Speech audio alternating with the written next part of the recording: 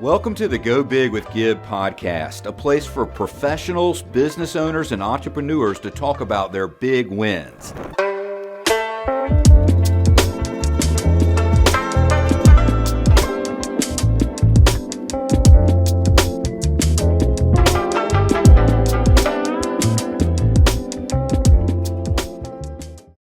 All right, today I've got with us Mike Pine and Kevin Schneider. Gentlemen, how are you today? We are good. Thanks for having us, Gib. We're happy to be here and excited to talk about the thing that we love most, tax.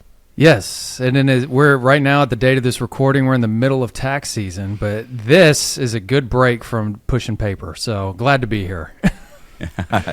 Yeah, no, it's wonderful to have you. So, guys, why don't you start out and give us just a little bit of an introduction. Tell us a little bit about your background.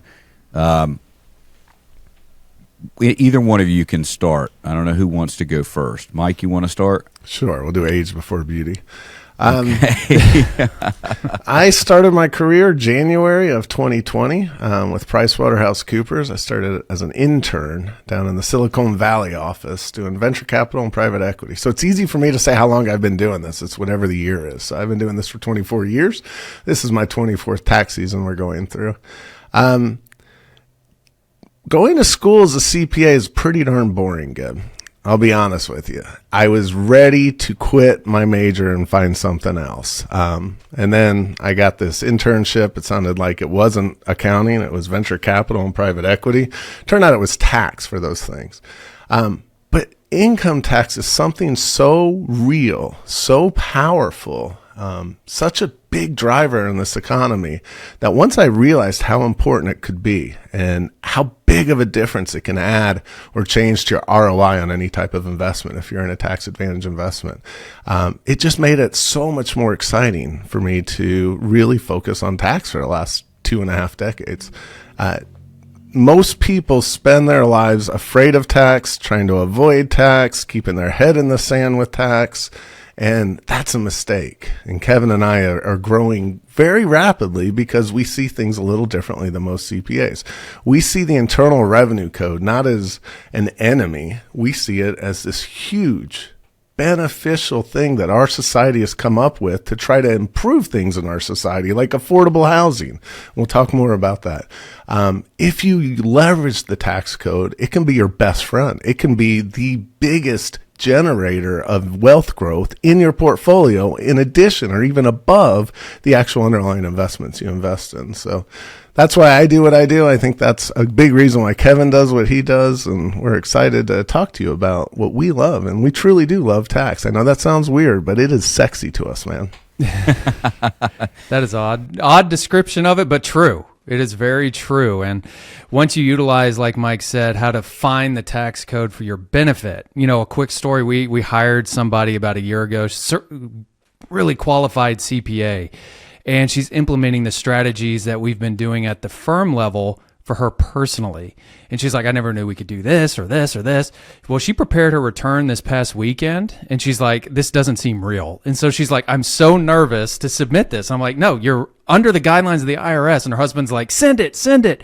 We got, all this excitement of utilizing the tax code for her benefit. And she's been in practice for 20 plus years. And then there's all these available options out there to people. And a lot of CPAs don't even know about them. And that's where Mike and I live. And, I didn't always start off in tax. I graduated from TCU back in 2006, and I went right into audit nonetheless. So when you're an accountant, there's two walks of life. You're either on the financial accounting side or in the tax side. So I started on the dark side of the accounting. Counting beans, and it just wasn't all that exciting. I was good at it. Math has always made sense to me. So it really clicked and it was easy, but there was no fruit at the end of it. And when I started doing tax, I started seeing my clients' countenance change with my meetings with them. They're like, what? Like, I can do this, and that is what spurred me to want to go further into the tax side. So I dropped that dead weight off me and fully focused on tax, and been in practice for almost 20 years. But on the tax side, it's just been such a journey, and tax is always fresh and exciting to me, just because right now there's a bill out there that's pending that changes tax law. Tax is ever changing, and with that ever changing tax code, there's ever changing opportunities. And so we just need to find time to actually read the laws, find ways around them, or leverage them for our benefit. Yeah, no, absolutely. Talk to me a little bit about what is the different approach that you take. So just to give a little background here, this show is intended for business owners and entrepreneurs, but we also have a lot of real estate investors that listen to the show, and I know,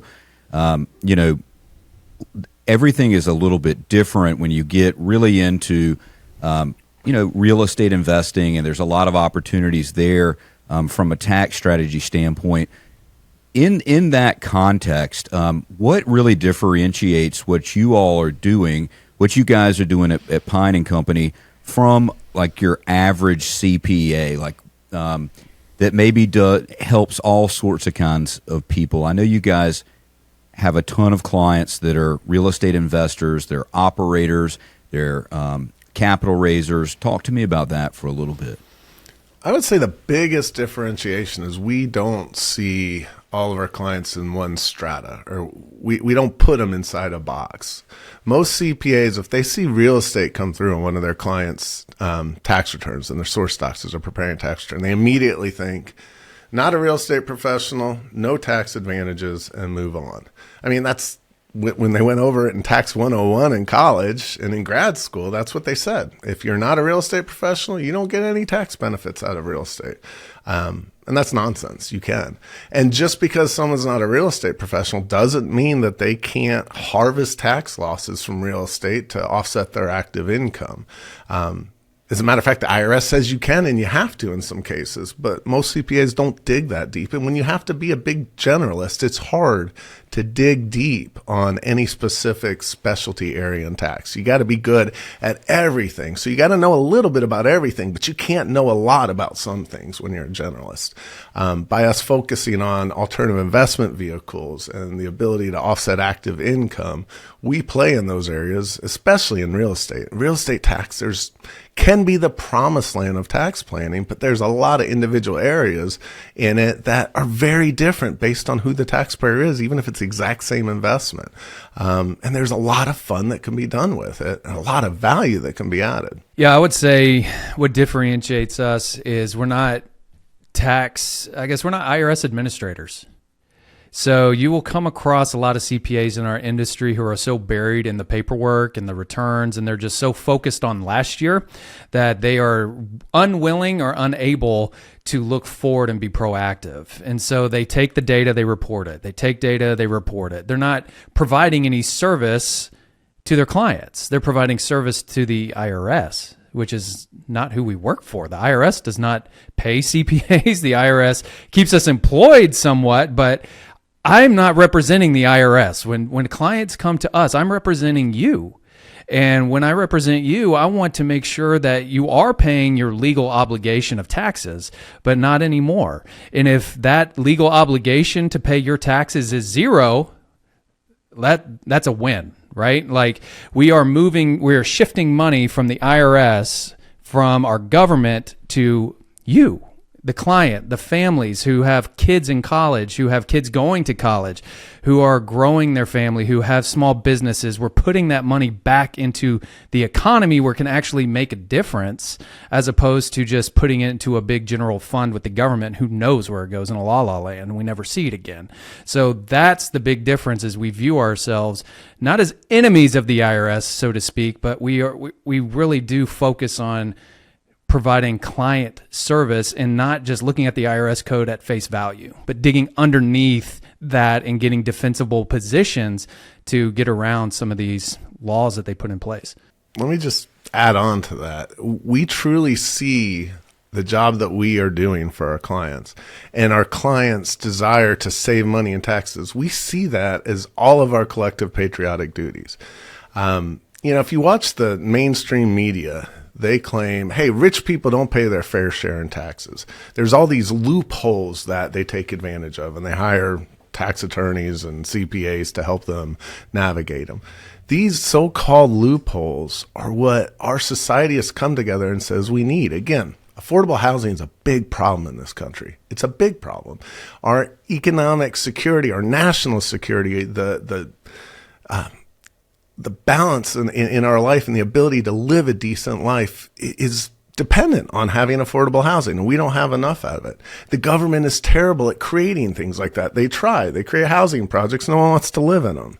So a lot of people have realized that, and they say, well, let's use our tax code to incentivize entrepreneurs, incentivize the private sector to help with our social needs, which is to give affordable housing. How do you do that?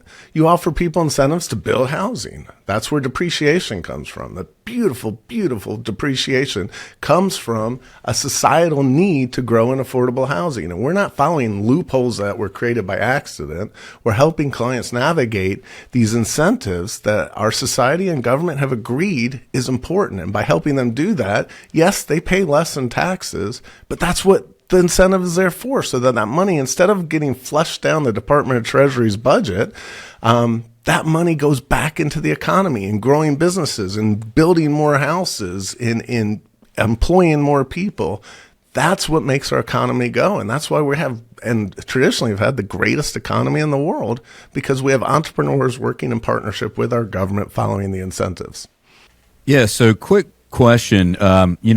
Both of you spoke a little bit about being proactive instead of reactive. And I was wondering, I've heard the term tax preparer and I've heard the term tax strategist.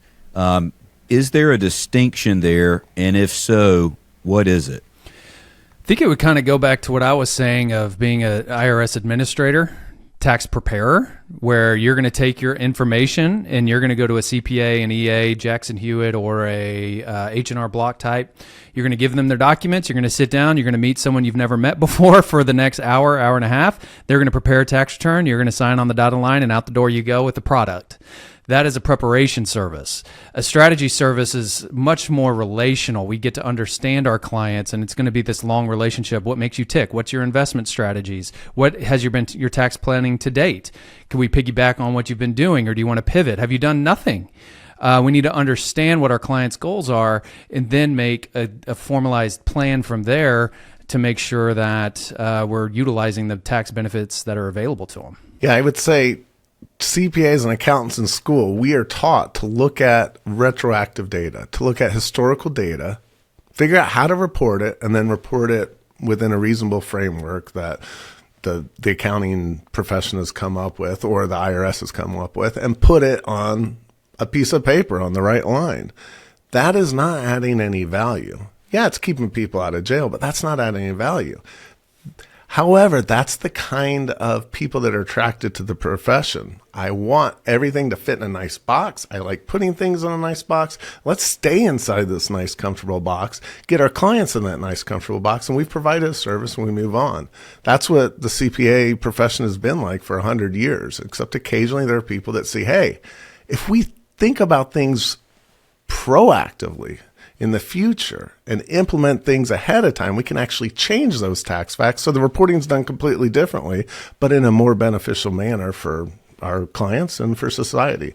So there's retroactive tax preparers, which I would say is 99% of our profession, probably 99% of your profession too, Gib. I mean, you guys look at what's happened and try to help people get out of the trouble or get people some reasonable justice based on what's happened already. But the good attorneys in your field, they're the ones that sit with their clients and say, hey, these are some things maybe you haven't thought about. Let's get you ready so if these things ever do happen, these contingencies happen, it's not a problem. As a matter of fact, you're all ready for it and you're prepared for it. Similar with our profession. Yeah, I think, for me, one of the big differences was,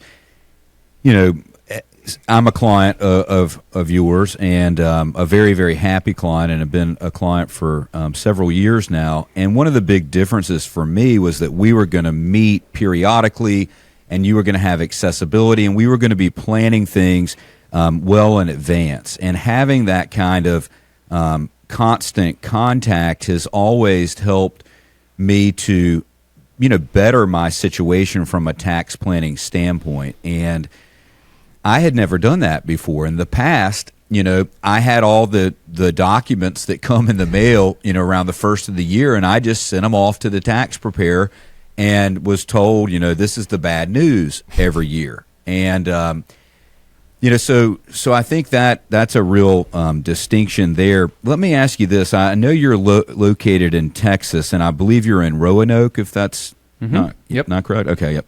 So you're in Roanoke, Texas, and your client base, do you serve clients all over the country, or are you limited by the rules of your profession to just Texas? Now, unlike attorneys, we don't have to be licensed in each state that we practice in. 95% of the tax burden people experience in this country is in federal income tax. And that's the same if you live in Florida or in Alaska or New York or California. That's the same. There are state income tax rules, and some states are getting pretty darn complicated. Like, there are some cities in New York or boroughs in New York that you might have to file 4 tax returns on, and those borough income tax rules don't make a lot of sense.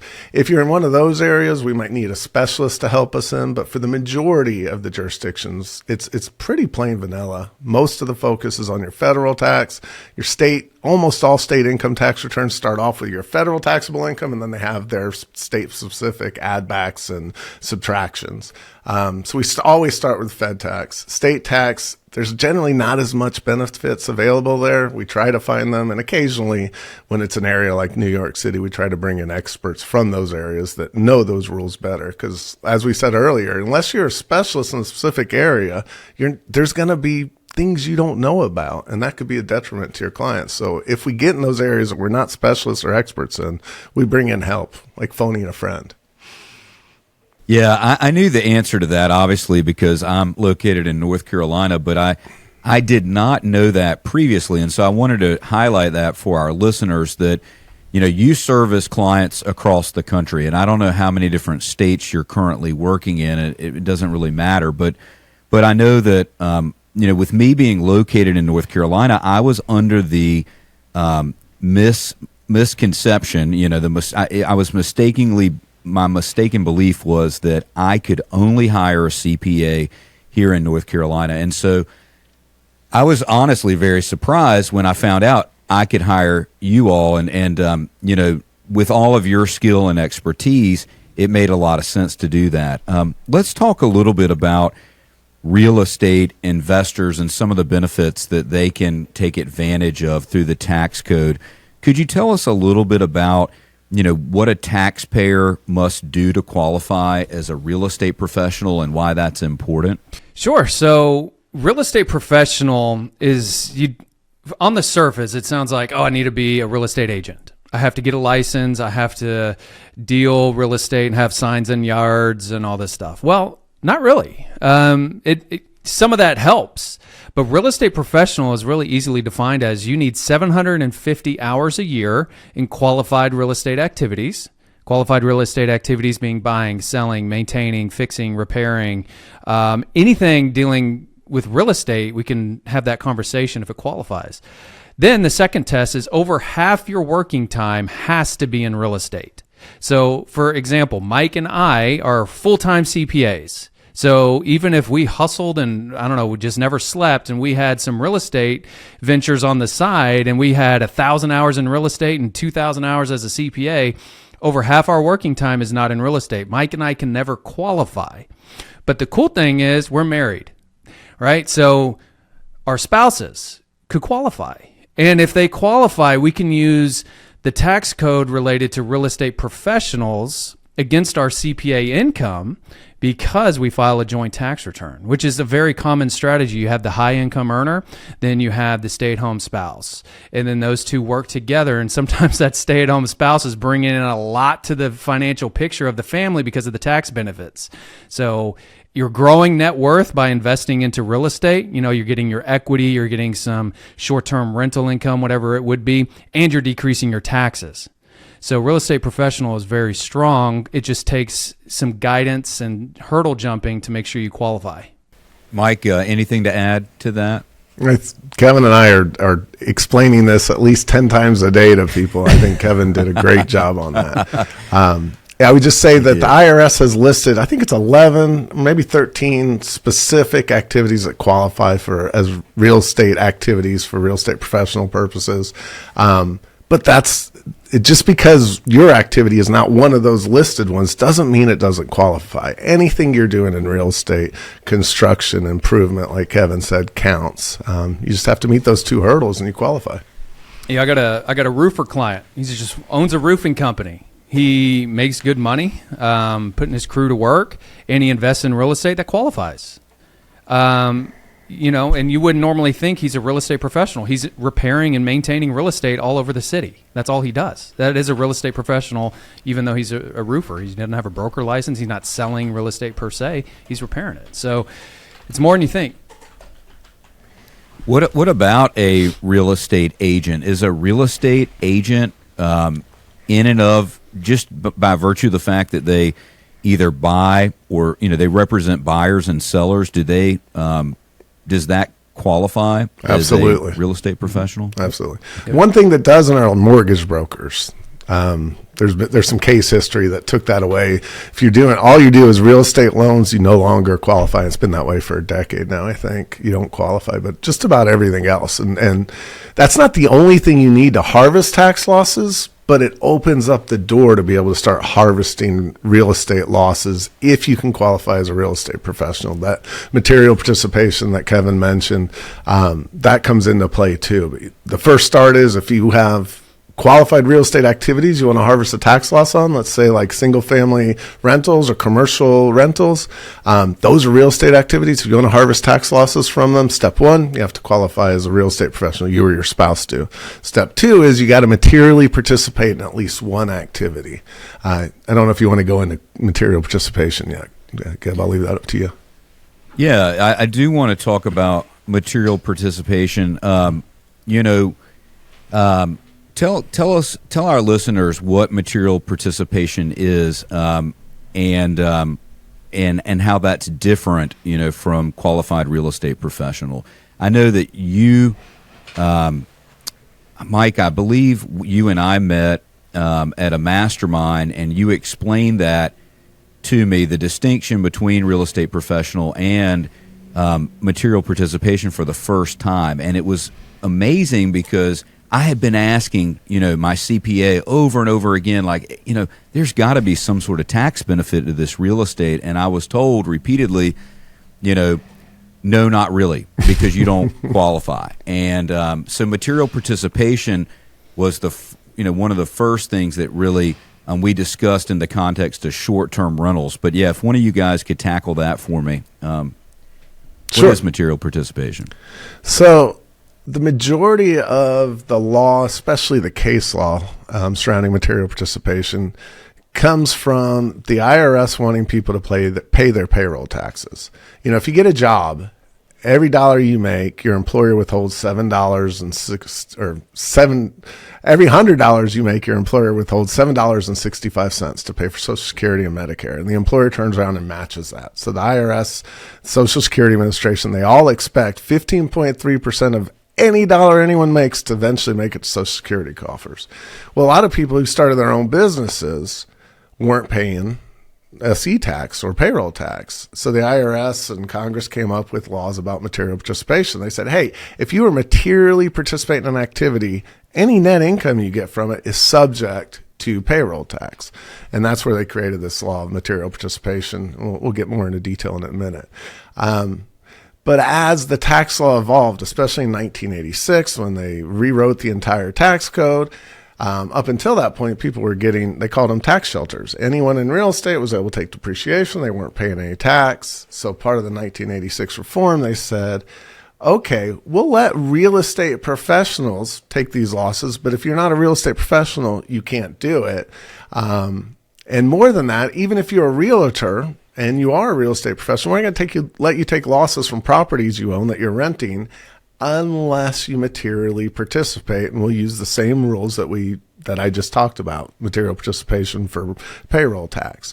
So if you don't materially participate in a business according to the IRS or in any type of investment operating business, you are passive in it. If it's passive, any income you have from it is not subject to payroll tax, but any loss from it is stuck in your passive column. Quickly, let me get into that. So the IRS requires we track our income and expenses in 3 separate buckets. You have your active bucket, which is your wages, your job, your business income, even your pension and Social Security income. That flows into your active bucket. Then on the other side of the spectrum, you have your portfolio bucket. That's like stocks, bonds, bank interest, capital gains. Generally, all those fall in your portfolio bucket. And we all know, most of us have made the mistake of picking a really bad stock, losing well over $3,000 in capital loss. But then we go to file our taxes and we only get to take $3,000 total loss against our W-2 income per year, every year. You're not allowed to take a huge $100,000 capital loss and offset your $100,000 W-2. You can't do that. In between portfolio and active, you have this passive bucket. And that's for any business you're invested in, whether wholly or with other investors, that you aren't a material participant in. If you're not a material participant, it's passive. Any losses from it can't go to your active column or your portfolio column.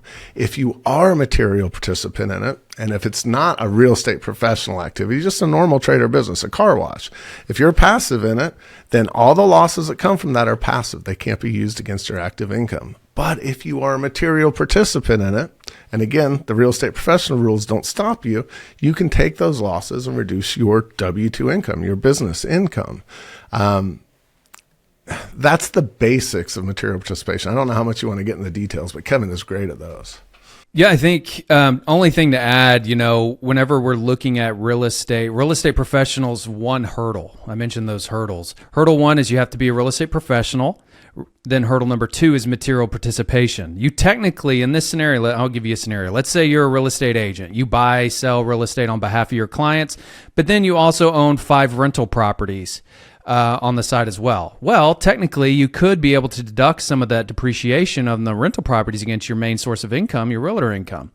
You have to manage those rental properties. What if you're a full-time real estate agent, but you have a property manager managing all your investment portfolio? Those are passive properties. That's what material participation is I'm a rep, but then I also have to be active in my real estate that I'm owning, and then I can deduct it. So material participation is a very important step when we're talking real estate deductions, because if you don't achieve those material participation tests, which there's those 7 tests that you have to pass, the IRS, if they look under the hood of your tax return, they're going to kick them out. And the burden of proof is always on the taxpayer. So when you start getting into these advanced tax planning things, there's going to be a degree of administrative work on our client's end, and it's for their good. I mean, there's going to be homework, timekeeping, mile logs. I mean, it's annoying and it is a burden.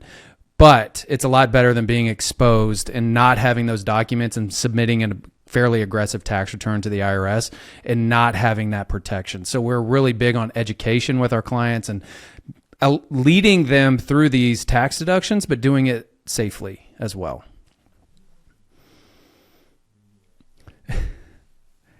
No. Out of the gate.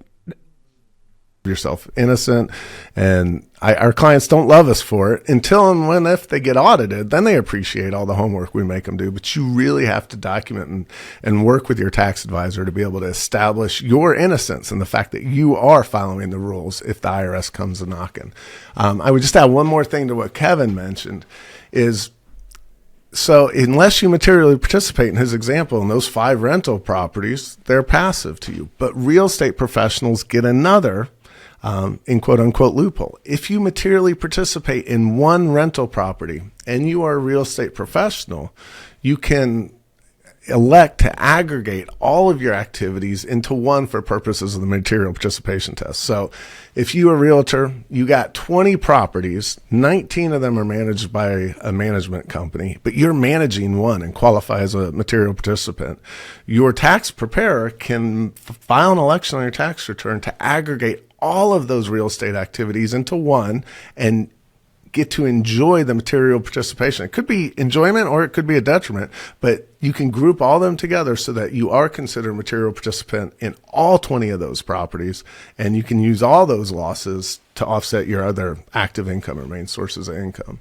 Talk to me a little bit about material participation in the context of a short-term rental property where you have somebody, let's say in this example, the person is not a qualified real estate professional. Maybe they've got some other job, maybe both of the spouses work in some other form of employment. Tell me what it looks like in that situation in order to qualify as, having completed the material participation prong. Sure. So as with everything with tax, there's always exceptions. So when you buy real estate, there's two types of real estate you can buy. And what we were just describing is long-term real estate. If there's an average lease time on those properties that are greater than 7 days, then they're going to be considered those mid, long-term rental properties. Then if you're going to want to deduct those against active income sources, like Mike went into such detail about, you're going to have to be a rep and you're going to have to materially participate. But what if you buy a short-term rental? Airbnbs and Verbos are so popular right now, and the reason why, not only rates were historically low the past several years, so real estate was just a great investment overall, but if your CPA could actually look at the tax code and see this carve out in the passive loss limitations, that if the average lease time is 7 days or less, which is your Airbnb, you have guests coming in and out pretty frequently, right? So if you have an average lease time of 7 days or less, it's deemed a short-term rental, and real estate professional rules don't apply.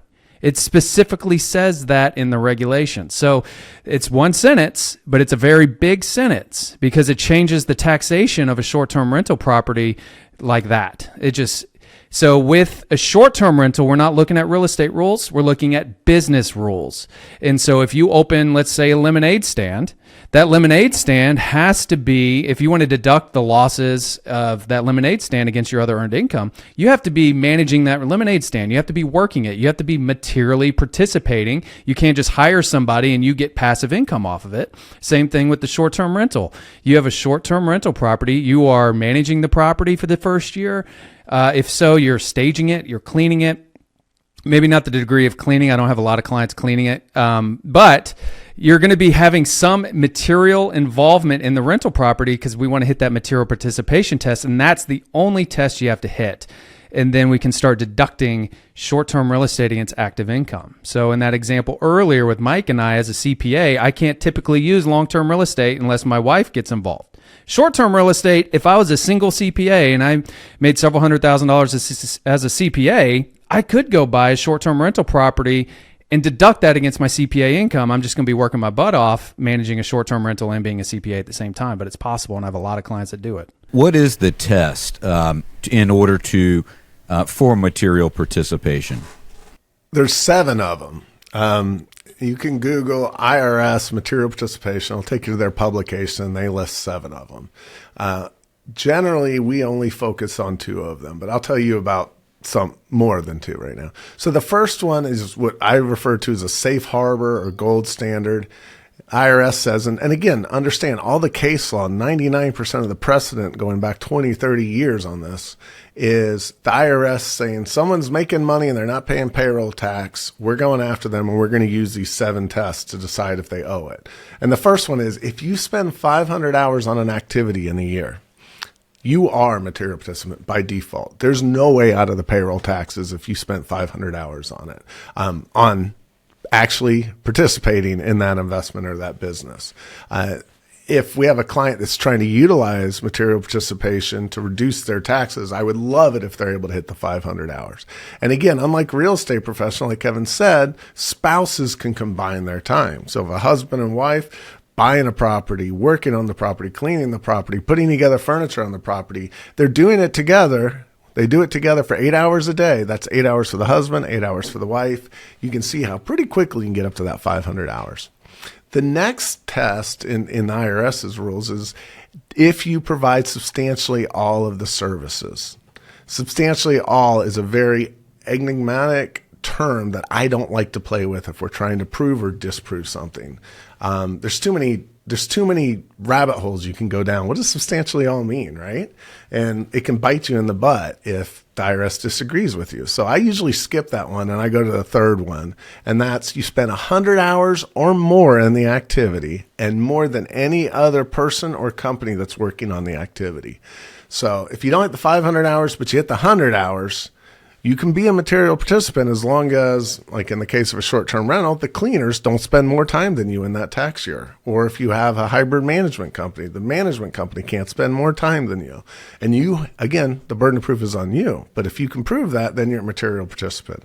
And then, so that's the first three. There's four other ones that I don't want to get into. I don't like to rely on them when we're trying to help someone navigate and become a material participant for tax planning purposes, but sometimes we can use them. Those four are usually the ones that the IRS uses to really get people who shouldn't have to pay payroll tax, and they force them to pay it. I see. So another really powerful thing in particularly for real estate investors is cost segregation and being able to take bonus depreciation or accelerated depreciation.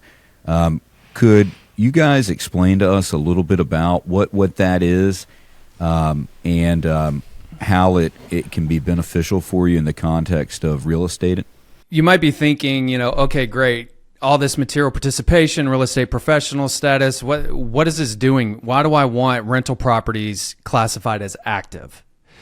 What's the benefit, right? Well, that's where cost segregation comes in, because cost segregation allows for accelerating depreciation on the home, because let's just look at the IRS code. If you buy a rental property on the surface with no cost segregation, the IRS says if you buy a rental property, its useful life is either going to be 27 and a half years or 39 years if it's a commercial property or residential. So let's just assume you buy a residential rental property for $500,000. The useful life of that, according to the IRS, is 27 and a half years. So all you do is you take 500,000 divide by 27.5 and you get roughly 18,000 some odd dollars, right? But you got to take out land. I'm not, just for simple math, land's not depreciable, but let's say the building is $500,000.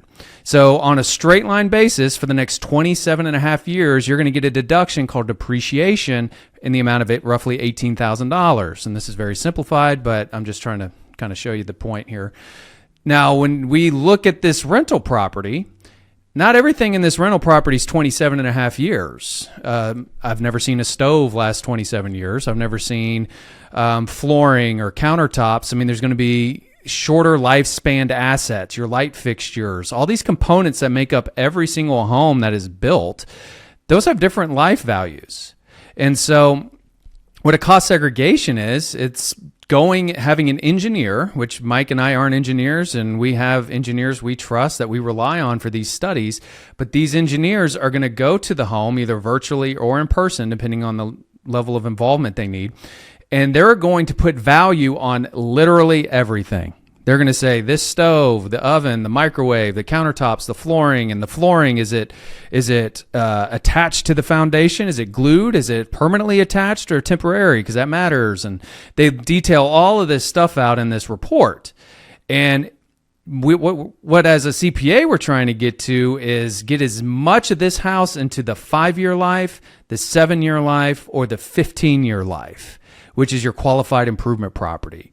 So all those assets I kind of mentioned, if we can get, let's say 25% of this $500,000 house example, let's say I get 25% of this house allocated to the 5, 7, and 15-year life. Well, under current tax law, and now this is changing, but possibly changing, under current tax law, you can write off 80% of anything inside of the 5, 7, or 15-year class life. So we're just going to take 500,000, and we're going to assume 25% is eligible for what's called bonus, so that's 125. Then we're going to take 80% of 125. That's $100,000. So instead of getting an $18,000 deduction, we're getting a $100,000 deduction. And we've done nothing with our cash flow to change that except have an engineer go in there and divvy up these assets into different lives. So now you can see if we can get that $100,000 depreciation number in the active category, My guess is you're not collecting $100,000 of rents that year. So my guess is you're going to be in a substantial loss. So this depreciation is going to push you into a substantial loss, which you still get your ordinary deductions as well. And to add to this loss, depreciation is just one piece of the puzzle. You're still going to have property tax, still going to have utilities, mortgage interest, all the standard typical real estate expenses. But all those add together to a gigantic loss, which is, if it's in the active categories, reducing your other active income, i.e. your W-2, K-1s or businesses or whatever you're involved in. And how long has bonus depreciation been around? I know that there's a bill, I think, that passed in the House, I believe, and it's going to go to the Senate next. And if it goes to the Senate, it could change things. But the current structure of bonus depreciation, when did it begin? The first time we saw bonus depreciation was in my second year of the career. So it was after 9/11. If you remember, 9/11, Wall Street was shut down for a few days. Like, we'd never seen this. Air traffic was shut down across the country. We were reeling from the attack, and then we started figuring out, this is going to hurt our economy. Everything's shut down. What are we going to do? This was the first retroactive tax cut I'd ever seen in my career. So in 2002, a couple months after 9/11, I guess 4 or 5 months, they said, we really need to spur businesses to invest and grow and kick this economy off and start driving it better. So they came up with bonus depreciation, and they applied it for any equipment people bought in 2001. That year, you can get 50% of any item in that time, I think it was if it had a 15-year or less useful life, any item you place in service, instead of having to capitalize and depreciate over a long period of time, you can take 50% of it immediately. And it expired a year later, but it worked so well, they brought it back. And I think they brought it up to 70%, or I think it's 60% the next time.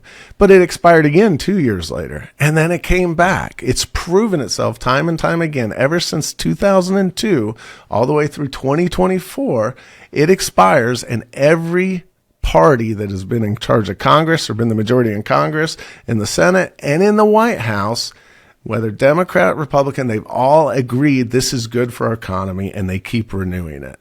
The most recent one that we got was 2017 and the Tax Cut and Jobs Act, and it brought it back to 100%. And we saw for 5 years incredible amounts of investment from businesses, from real estate into the economy, growing the economy. But it started phasing down 20% a year starting last year. In 2023, it was going to be 80%. 2024, it's 60%. Keeps going down 20% a year until it's gone. And we're already seeing a big slowdown in people willing to invest in businesses. So that's why the House passed that bill on January 31st. Huge bipartisan support. Nothing is bipartisan in Washington anymore, Gib. But 83% of Congress voted for it. And they said, yes, let's pass this. Both parties. And the Senate now has to pick it up. Senate's been a little bit busy with the stuff called immigration and funding wars and stuff. But everyone expects them to get to it in March and pass it again and bring it to 100% again, retroactively again for 23, 24, and 25. And then I suspect it'll get renewed again after that. It keeps on coming.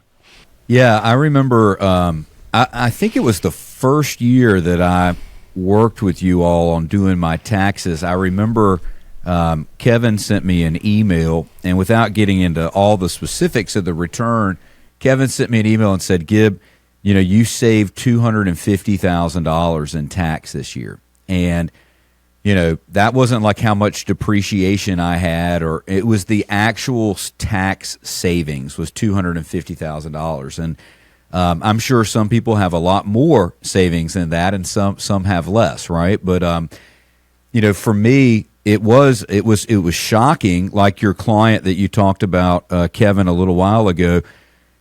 It was a pleasant surprise to find out that through implementing these, by taking advantage of these opportunities in the tax code, that I was able to keep that much of my money. And, as an attorney that was making, good money, I was just paying a tremendous amount of tax. I was in the highest tax bracket, but not making so much that I just had plenty of money to spare. I was still in that place where I was just barely in that, highest tax bracket, trying to get by, but I was just paying a tremendous amount of money in tax. And so through implementing these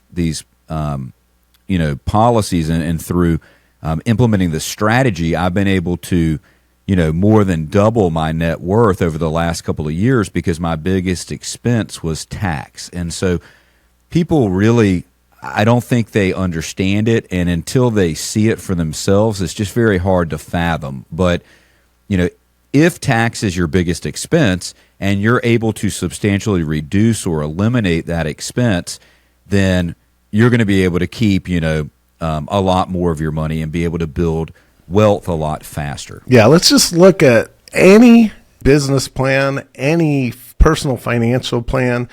What you try to do is cut expenses to grow savings, or to grow profit, right? Like you said, for you, tax was your biggest line item expense every year. And for most people, most professionals, it is their biggest line item expense. Business owners, they could spend all day trying to reduce the 2% or 1% of their total revenue expenses. And most of them never go to the tax world where they're spending 30 to 50% of their revenue every year in tax. That's the easiest, lowest hanging fruit for you to address if you're trying to grow your financial freedom and snowball your wealth growth. And you've seen exactly how well it works if you attack it, address it, leverage the tax code versus being a victim of it. Yeah, I would even say you've changed the category of income tax. You've moved it from an expense to an asset. You have actually transitioned your thinking, because we can't just wave, Mike and I and our team, we can't just come in, wave some wands and make tax go away. It does involve you utilizing your cash flow and your investment strategies to your benefit. And we're going to invest into tax advantageous things. So you're growing your wealth with tax advantageous investments that are going to grow in equity and grow over time. Then we get to utilize that investment to reduce significantly your taxes. So not only are you not giving the money to the government, you're keeping that money you would have paid in tax and you're putting it into an asset to grow. I mean, you're just changed. You flipped the script. You went from an expense to an asset. So it's a different line of thinking, but that's where you see the acceleration in net worth. Yeah, that's huge. That's huge. Well, guys, I feel like I could spend another hour with you all. It's just, I don't know that I would call tax sexy, but I will say that I have become fascinated with it, and I have... Gib, let me try to revisit that, because tax is sexy, and I can't just leave that statement hanging there. We just explained and uncovered and delved into a way that you were able to increase your take-home pay by changing your facts by over 30 or 40%. By doing a few things to increase your take-home pay by 30 to 40%. That's not sexy to you? I mean, if that's not sexy to you, there's no turning Gib irons on. It's not possible. Well, that is kind of sexy, in that we've found a way for me to hold on to a lot more of my earnings. And I really sympathize with the business owners and entrepreneurs out there that have just really had, been getting hammered with taxes, and the professionals. And, there's nothing more demoralizing than working really, really hard all year in and year out, and then having nothing to show for it. But, look, guys, it's been fantastic to have you on. I'd love to have you back again in the future. For folks that, have heard you here and like what they heard and want to reach out to you, what's the best way for them to get in contact with you? Two ways. Hiddenmoney.com. So Mike and I have a vast, I guess, kind of already backlog of podcasts. Mike and I have our own podcast called the Hidden Money Podcast. Gib, it's fantastic, by the way. So we talk about it extensively, these real estate loopholes. We talk about oil and gas, charitable giving. I mean, just go, there's all that information is out there for free. You feel free to create an account on hiddenmoney.com and get in touch with Mike and I. If you wanted to pursue next steps and you like what you heard and you want to actually get involved with a specific personalized plan for you, then you can either go through Hidden Money and schedule a consult, or you can go to Pine & Company. That's our CPA firm, Pine & Company, pinecocpas.com. And you can go there and schedule a free consultation with either Mike or I, and those last probably 15, 30 minutes. We want to get some basic information. What have you been doing, and just get to know you. And then we can kind of answer some questions on that call, but kind of briefly talk about some specific things that you may need. Fantastic, guys. Well, look, thank you very much. It's been a pleasure, and I really appreciate you coming on today. Thank you, Gib. It's always a pleasure. Thanks, Gib. Thank you for joining us on this episode of Go Big with Gib. If you haven't already, go follow us on social media at Gib Irons. We'll see you next time.